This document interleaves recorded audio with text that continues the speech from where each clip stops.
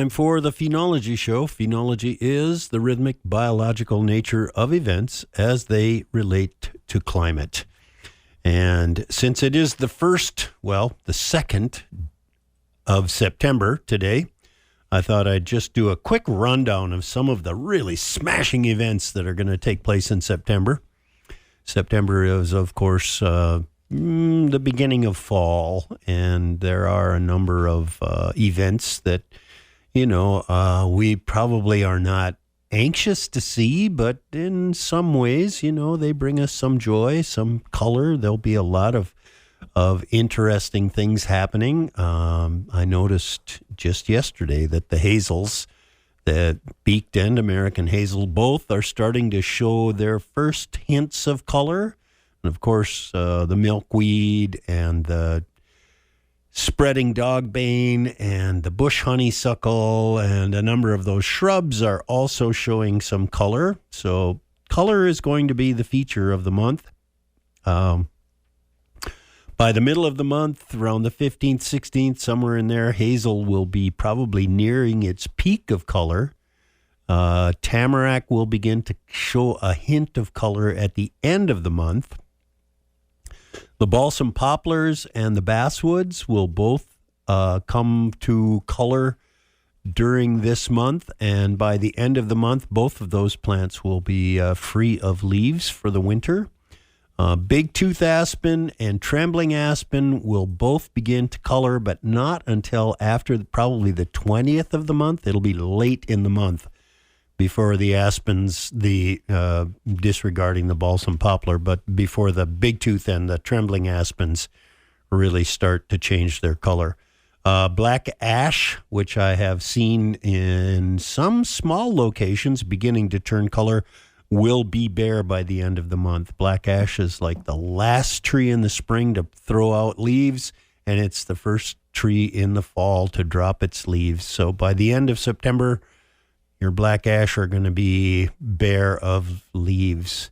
The black-eyed Susans, which are proliferating along the roads right now, they will be almost done flowering by the middle of the month. And by the end of the month, 1st of October, there might be one or two odd ones here and there, but basically the black-eyed Susans will finish their coloring or finish their flowering this month and be done.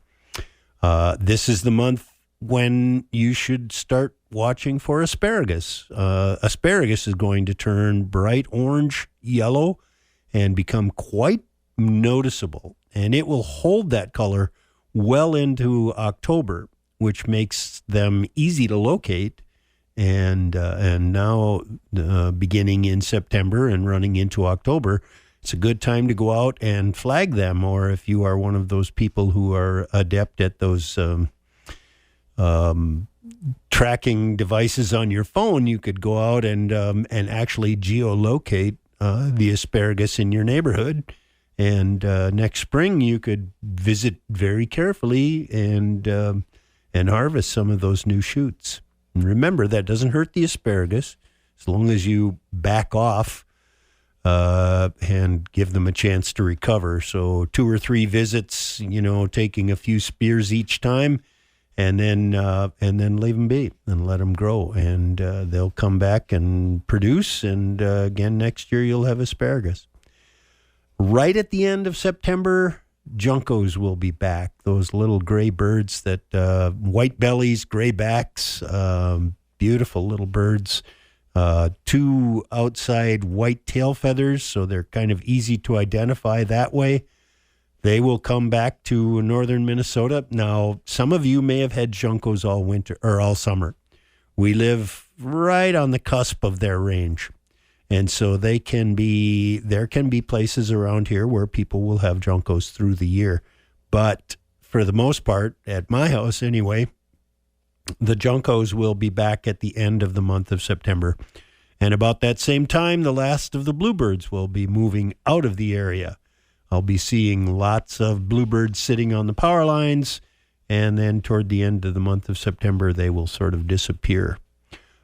Typically, we have our first frost in September, and it used to be that date was around the 16th of the month, but In the past several years, it has run as late as October 7th or 8th at my house. And so I can't say with any certainty that we will have a frost in September, but the historical record indicates that that certainly is more likely than not. Tree frogs will start singing again, and they're going to put up a few songs in the fall, whether it's the day length or, I don't know, maybe just a chance for a pleasant dream for the winter. They're going to be singing a little bit here in the fall. And, pardon me, the ruffed grouse, and this note comes from actually yesterday.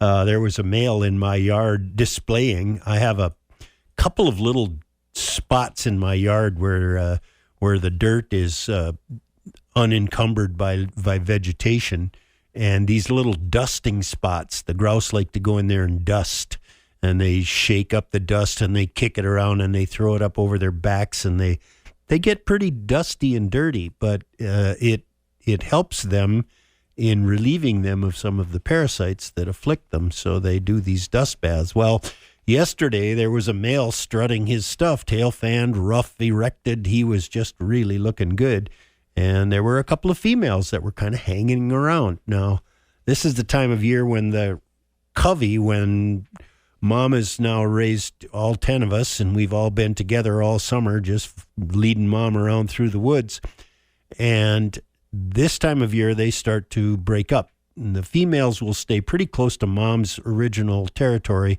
but the males will wander off in search of their own territories. And you may hear some drumming this time of year. That usually is the result of an encroachment. So I'm a male. I've got this territory that I've been defending for 5 or 6 years now. I've got a drumming log, and in comes one of these young first-year males, kicked out of his covey and on his way to discovering what the world is all about. And he comes into my territory, and right away he wants to make a claim. He finds this great drumming log, and he starts to drum, and pretty soon I'm drumming back at him, and the whole argument is settled, usually amicably, just over the drumming that they will do. So there will be a little bit of drumming yet this month in September, so keep your ears open for that. Poison ivy is right on the cusp of beginning to turn color, and poison ivy starts off green, of course, and then becomes sort of yellow, and then sort of coral, and then gets even progressively more red before it dies back. And so keep an eye out if you know where the poison ivy is in your neighborhood. Keep an eye on it. It's going to get quite colorful. Pine needles are going to turn color this month. Typically the first week or two, or right around the 10th to the 15th, pine needles will begin to change color. The white pines are going to get kind of yellow, and the jack pines and the Norway pines will get more reddish. But all of those needles, all of those 3- and 4-year-old needles will be coming off of the trees before they go into the winter. And finally, on our September list of things to watch for, the last of the hummingbirds will be leaving this month. The average is the 16th of September, but in 2017, I saw my last hummingbird on the 8th of October, and in 2008, the last hummingbird, and this was reported to me, I did not see this one myself, but reported to me, the last hummingbird was the 18th of October. So there are some who are just a little slow on picking up the message that it's time to go south.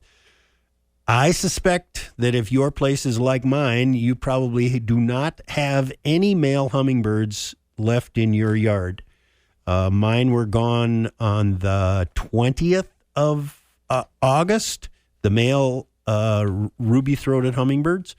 And the females now are, I haven't noticed any slacking off in the amount of juice that they're drinking. But I've got lots of juveniles and lots of females that are coming to the feeders and stocking up. fattening up before they head south.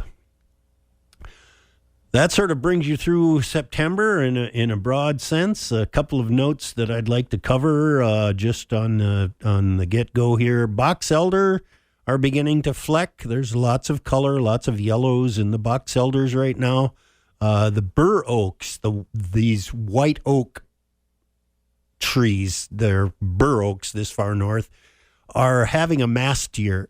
I have every white oak, regardless of size. I've got some white oaks that aren't 8 inches in diameter, and they are just covered in acorns. It's going to be a good year for all of the critters that like the acorns of the bur oak. And everybody likes the white oak acorns. Not everybody likes the red oak acorns. The red oak acorns are also in great supply this year, but they're not as tasty. They don't taste as good. They're more bitter because they have more tannins, and they're not as nutritious.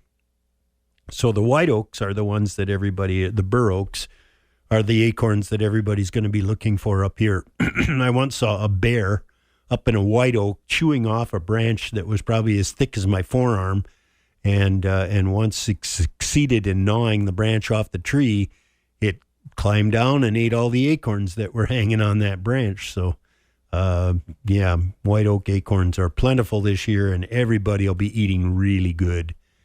The hazelnuts just starting to show some color.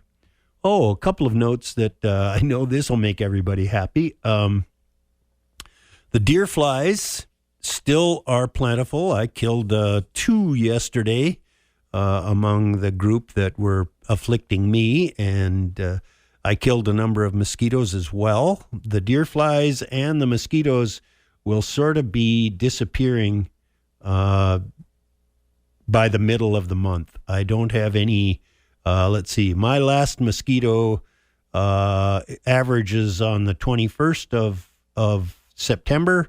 The latest I ever had a note for the last mosquito. Now, maybe they were just not noisome enough to be noticed, but the September 28th in 2016 is the latest I ever had occasion to make note of a mosquito.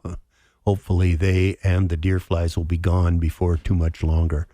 Monarch butterfly, I saw one yesterday. There are a number of asters and goldenrods blooming right now. Sawtooth sunflower, Jerusalem artichoke. Among the fruits out there that are still on the trees, nannyberry. In one spot on my yard, the nannyberries are all eaten, and they were green as a green apple. And there is another spot in my yard where I have another nannyberry, and that one, they haven't eaten the fruits yet. Maybe they haven't found them, but there are definitely some fruits left on that one, and they're just starting to take a blush. And speaking of taking a blush, rose hips are starting to get quite pronounced red right now. Winterberry, northern holly, those berries are more orange than green, but still not what I would call ripe. Black chokeberry, which is a close, it's a lot like chokecherry in that the fruit is the same, kind of hard to eat because it's astringent. But they are still there, and the birds are eating them just kind of as they go. Check out the mountain maple. These are shrubs. They're maples, but they are shrubs, and they have gorgeous red to coral seeds on them right now. Just a really wonderful time to check them out. You may recall a week ago I mentioned that the robins were kind of here and there, that they had gathered into flocks. And instead of seeing a robin every day in your yard, you might not see any for a week or 10 days, and you might think they're gone. But really, they're just in these large flocks, and they're moving around, searching out areas to feed. And last night, while I was just kind of relaxing, watching the Lynx play basketball, there were 6 robins in my front yard. And if they're still there today, I'll be surprised. They are on the move, and they're going to be here and then there. My good friend Paul Hansen called me or sent me a text on Friday, said common nighthawks were migrating through, and Mark Gwilliam also mentioned the same thing to me, that he had seen flocks of nighthawks in the area. So the nighthawks are definitely getting up and moving out. My friend Ann Gapinski sent me a picture of cranefly and wondered what it was. And I haven't talked about craneflies all summer, and it's probably a little bit late for the Cranefly Defense Fund. But the craneflies, when you see them, you're going to think, my God, that mosquito is on steroids. They look like giant mosquitoes. They can be an inch or an inch and a half, maybe almost 2 inches from the tip of one leg to another. And they are harmless. They are nectar drinkers. They don't have mouth parts that bite. They are not looking for your blood. When you see them, don't kill them. They mean you no harm, and they will perform, valuable service for the plants that they're visiting by moving pollen around. So check out the craneflies and enjoy them. That's the Phenology Show for this week. As always, I encourage you to get in touch with us if you have observations you'd like to share. We're always anxious to hear what's going on in your neighborhood.